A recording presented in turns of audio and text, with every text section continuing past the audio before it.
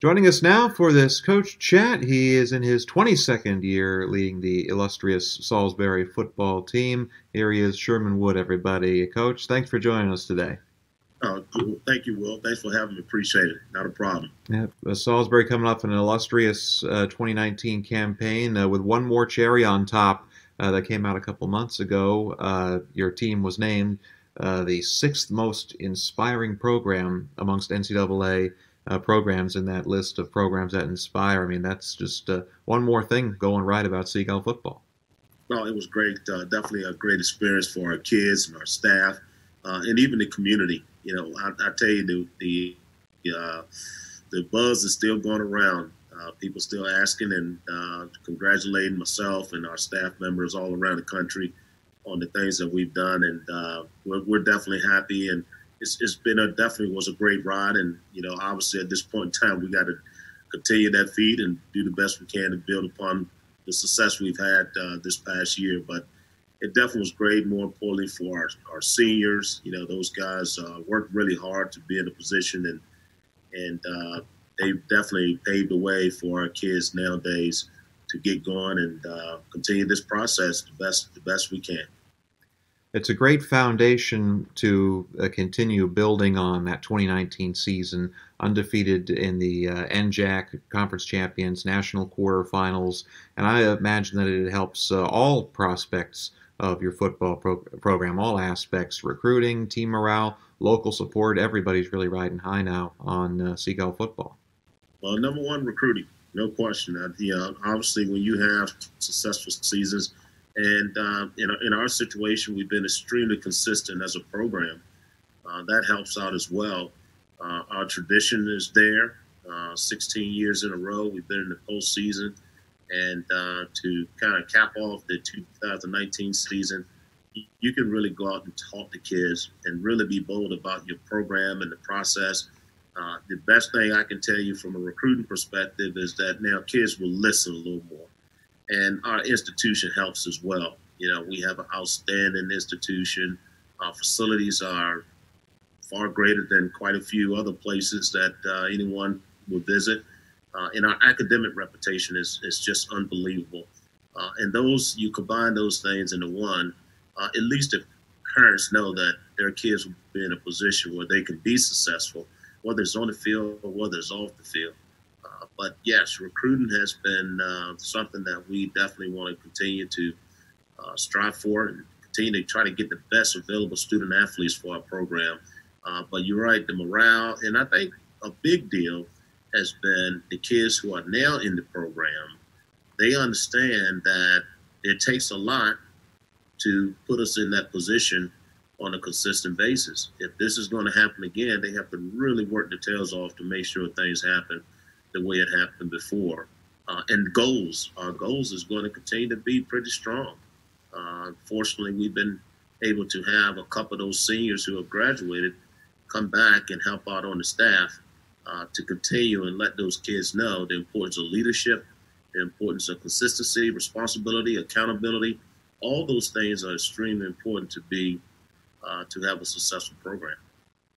Building off of the recruiting that you mentioned, I know in June you said that you were able to sit down with the pandemic having gone on and being able to evaluate 7,000 recruits and more to the program. And first of all, let me say I'm guessing that my invitation got lost in the mail, so I won't hold that against you. But that's quite the platter to choose from. One of the things we did, Will, when March came around, obviously it was a sad month for a lot of people with the pandemic and so forth. And it took a couple of days to really figure out what was going on. We wasn't able to finish our spring football practice. As a matter of fact, we was in day 4 of spring ball, and then that's when everything shut down. So we sat down as a staff and we got together and said, you know what? We don't know what's going to happen here, but I tell you what we can do is that we can plan for the success of our program. We're not going to stop. We're going to continue to do what we can under the guidelines, the best we can to continue this process. So basically what happened once we was in a position where most of the employees could work from home, and we obviously have a system of recruiting database called ARMS, and in ARMS, it's called Athletic Recruiting Management System. We just want to evaluate, take every coach and take their areas, and we're going to evaluate every kid in the system. And at the time, there was 7,500 kids in the system. As of today, there's 7,800 kids in the system. And well, out of those 7,000 people, we right now, as we speak today, we are targeting 700 what we call targets. There's 700, close to 700 targets in the system right now. Those are the kids we're going to target. And who are the targets? Targets are kids who graded out as high as ever in our program. And these are kids who have outstanding grades. No matter who's recruiting them, whether it's Division I, Division II, Division III, we're going to offer that opportunity for them to visit our campus. And out of the 700, we don't know what's going to happen. We may get 30, to visit. But at least we're going to target those kids the best way we can and see what happens. So our staff has done a great job of just organizing that whole process, just making sure that we are on point, regardless of what's going on, that we still continue to recruit the best we can, and obviously under the guidelines as possible. If we're going to have visits, it's going to have to be, obviously with institutional guidelines.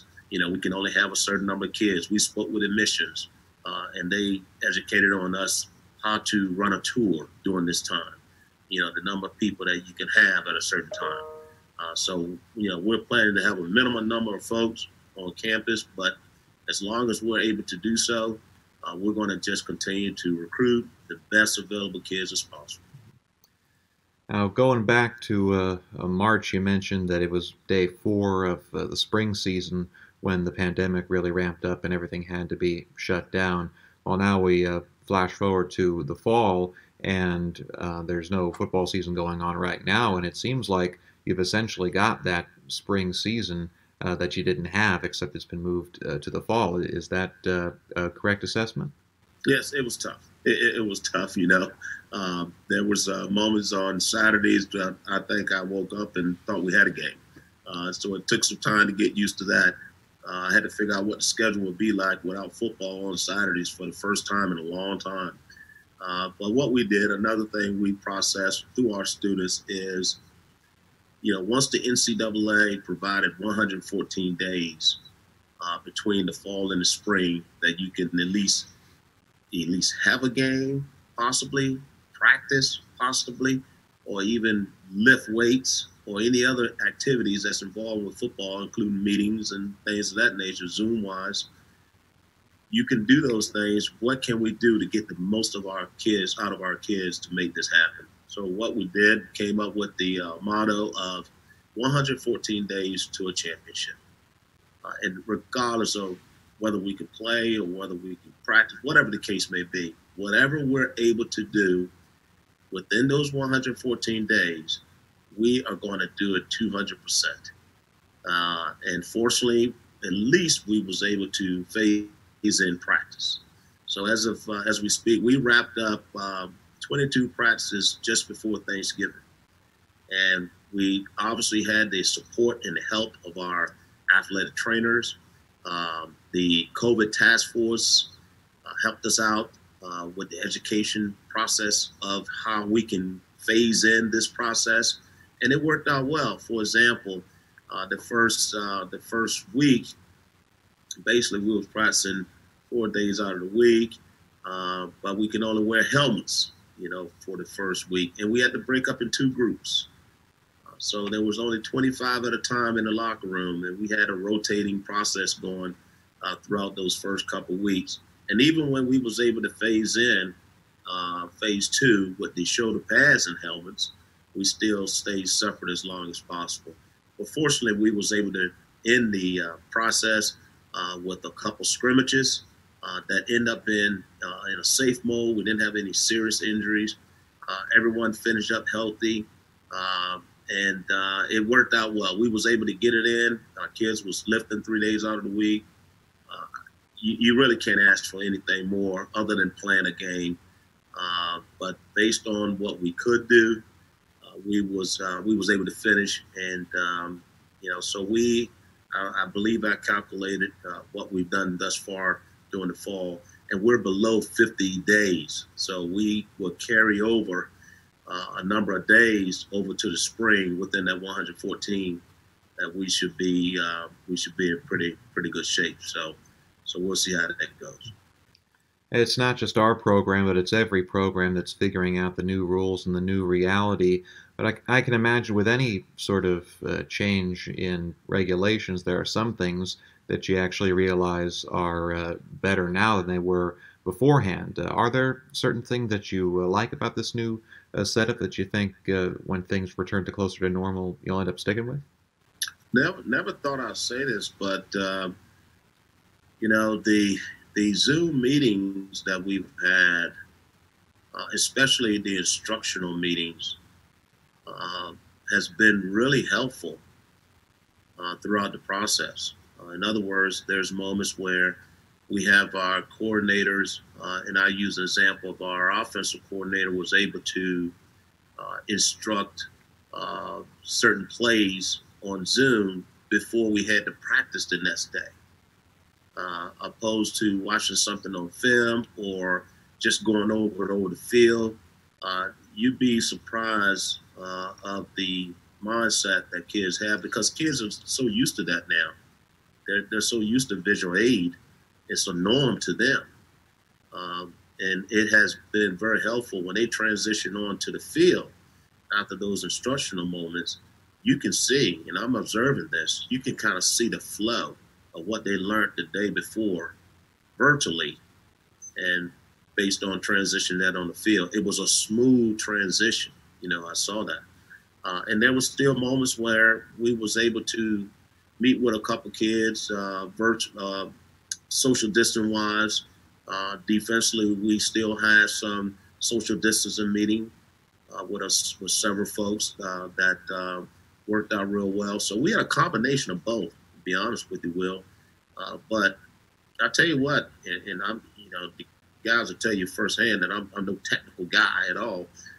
But I started feeling really comfortable with this process, this virtual process moving forward. So I can tell you this, that I can't say one way or the other something's going to dominate, one side or another, but there will be virtual moments throughout the rest of our careers, if not more virtual moments than in person, to be honest with you.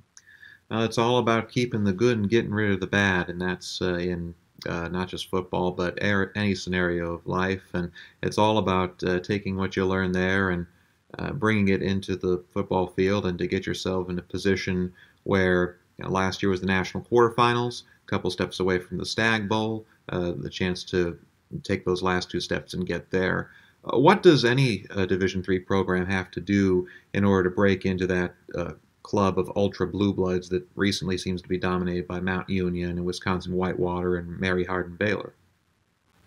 Well, I believe number one, you have to visit those places and get to know those people. That's number one. You cannot have any idea what it takes to get to that level if you don't see it in person, or if you don't meet with some of those coaches, or you don't see their programs firsthand. And fortunately, we've been in that position. For example, Wisconsin, 2011, we was able to go to Wisconsin Whitewater for the quarterfinals and had a chance to see what a elite program is like.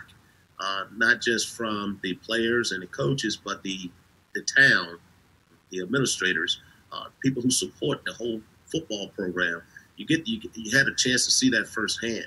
I've been on committees. I'm still on committees with Mary Hardin Baylor, and know exactly how they do things when they run their summer camps. As a matter of fact, they feel that they have a lot of respect for our program, and we were surprised to even hear that, but they do. So we feel like we're somewhat maybe got a half a foot in that door, with those guys. And then Mount Union, their coaches have always had a pretty good rapport with us, starting back when Larry Karras was there. Larry Karras even visited our campus when Dr. Mike Viana was the athletic director here, because Dr. Mike Viana was a Mount Union graduate. And Larry Karras came as a consultant, to take a look at our program, to evaluate our program, and we were all ears. And I know a lot he talked about was image. He took our recruiting philosophy and took it back to Mount Union. So we thought at least we was doing something right. So we took a piece of everyone's philosophy and tried to put it all together. And that would be my biggest advice to anyone who wants to get on that stage. Get to know those guys, join committees, get to understand what they're thinking, how they recruit. Obviously, players has a lot to do with it. And that'd be my number two reason to try to get to that point. Those guys do have a host of transfers. They have kids who, Mount Union, for example, they have kids who Ohio State was interested in. I don't know if it's that way now because Ohio State is way beyond a lot of people right now, but they at least know in that Ohio area they can recruit kids that Toledo recruits, that Akron recruits. They have those type of kids. So, in order to be in that limelight, especially on a consistent basis, you got to have some players. You got to have some transfers, and sometimes it's a gamble, with transfers. But hopefully you have those who and their families, and they know our program. They want to get that second opportunity. And our philosophy is, I tell kids, you may be labeled a Division I or a Division II athlete, but there's not enough room for everyone. And there's where those schools like Salisbury and Mount Union or Marathon, that's where they come in. If you want those elite type players, you can still have success here. And in our case, obviously with the academic push, that would make it even plentiful. So, I'll say those are the first two things you get involved with those programs. Is number one, get to know those programs. Number two, definitely have get some transfers, get some players if you can. And number three, you need everyone on board. You need a commitment all the way around. It involves administratively. It involves everyone associated with the program. We support each other, all the coaches here, from an athletics department standpoint. But that's what it takes. It takes those type of things, and once you get on board with that, then you play the game and try to put some things together that can put your kids in a position to be successful. He's Sherman Wood, everybody, head coach of Salisbury football, getting ready to take that next step. Whenever we play football again in the 2021 academic calendar. Coach, insightful conversation as always. Thanks so much for joining us, and we're really looking forward to seeing you guys get back on the gridiron. Thank you, Will. Great job. Appreciate it. Thank you. Take care, guys.